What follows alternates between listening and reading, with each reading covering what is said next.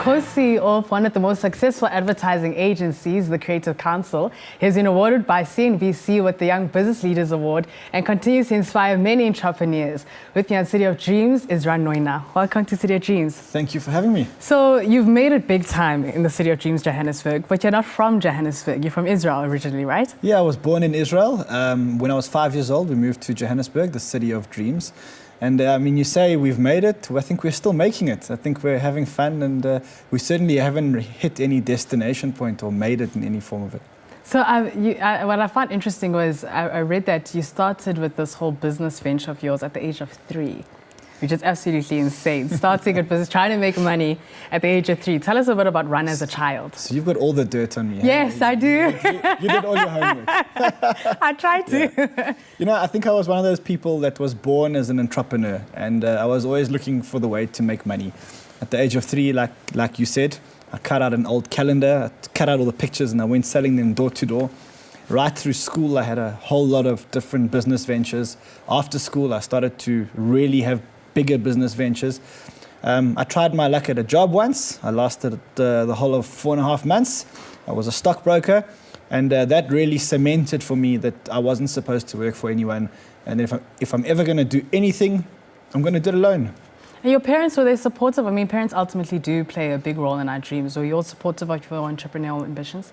Yes, very much so. My parents knew that I was never going to live with any type of rules or discipline or bosses, and they realized that I was going to be an entrepreneur. So even when I was down and out, and as I know you've done your homework, so you know that there were times where I was really, really down and out.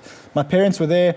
They supported me. They encouraged me. They encouraged me not to go and look for a job, which seemed to be the easiest thing to do, and rather to carry on pursuing my dream of becoming an entrepreneur. Your partner, Gil Ovid, is also quite interesting and very inspiring as well. And I learned that you guys also have been partners and friends for a very, very long time in business. And the first venture was IT. So tell us a bit about that, because you get marketing and advertising. And our first venture was actually before IT. Okay. Our first venture was in Matric, or even before Matric, it was in Matric, when we together did the Matric dance after party. That was our first business venture. Wow.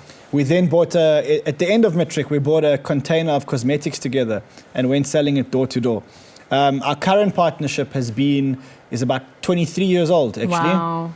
And we've made it, and we've had some businesses which have failed together, and we've had Creative Council and 1 or 2 other businesses that have really, really, really succeeded.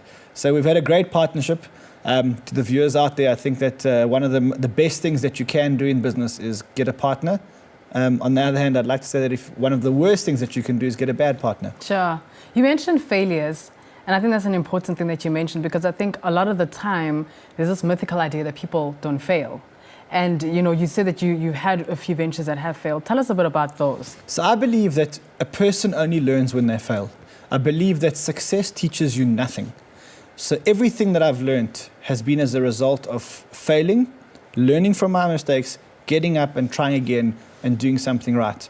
My biggest failure to date has been myself and Gil had a IT company in 1998. Sure. We started in 98. In 2001, the company went insolvent. We lost everything. Sure. Everything. We were unemployable because all we had on our CV was that we were failed entrepreneurs. We had no money. We had no real skills. We weren't accountants or doctors or lawyers. So we had no choice but to start again. And we tried for about 7 or 8 months before we got any type of traction doing anything. And can you imagine 7 or 8 months of doing nothing, having no job, having no income, having no money? You go to meetings, you spend money, but you're getting nothing back in return. And then we started Creative Council, and we started Creative Council because we were desperate. But the rise up, the rise from being in a position where you've lost everything, you've been discouraged, how did you then elevate yourself and say, you know what, besides this failure, I'm going to continue trying? So I was faced with 2 choices. In fact, I was faced with no choice, because my other choice was to go and get a job. And I knew that I could never, ever, ever survive in a job. And I must say, it was tempting. It was really, really tempting.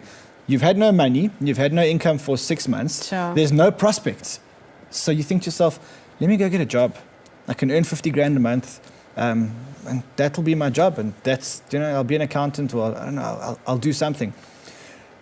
But in the back of my head, I knew that wasn't an option. And I knew that the only option was actually to find a way to make it as an entrepreneur.